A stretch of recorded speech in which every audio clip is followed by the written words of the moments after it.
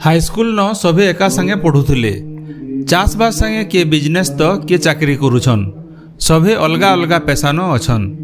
सेताकर भितरु किहे साहित्यिक की लेखक नुहे आन हेले सभे मिसिकरी निजर झने सांग लगी आयोजन करथिले साहित्य सभा। नाच गीत पिकनिक भोजी भात छाड़िकी साहित्य सभा आयोजन करवाटा गुटे नुआ कथा है।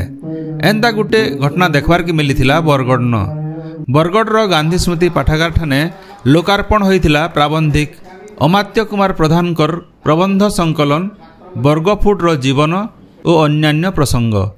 सोहेला हाईस्कूल सांग मानकर तरफु आयोजित लोकार्पण उत्सव की अध्यक्षता करथिले साहित्यिक मनोरंजन साहू। रेढ़ाखोल विधायक प्रसन्न आचार्य मुख्य अतिथि भाव जोग देइथिला बेले अध्यापक मोहन साहू और अध्यापक विवेकानंद पटेल समीक्षक भाव जोग देइथिले। बरगढ़ जिला सोहेला ब्लॉक धूसरबाहाल गाँवर प्राबंधिक अमात्य कुमार प्रधान 89 साले सोहेला हाईस्कूल मैट्रिक पास करथिले। इहादे से सुंदरगढ़ जिल्लानो शिक्षा विभाग थी काम करुछन। से आघनु लिखिथिबार केतेटा प्रबंध समाज संवाद धरित्री सकाळ नीतिदिन बागीर प्रतिष्ठित खबर कागज मानके बाहरी थिला।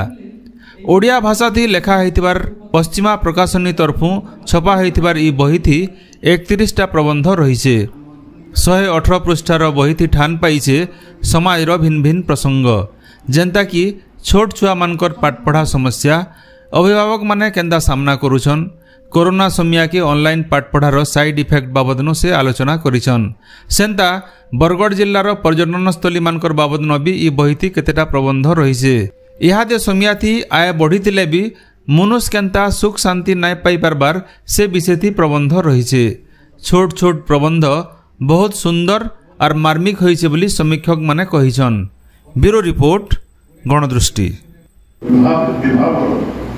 विभिन्न दिगर विभिन्न विषय विभिन्न श्रेणी एवं अनेक अनेक मनीष मान विभिन्न दिगरे विभिन्न विभाग जो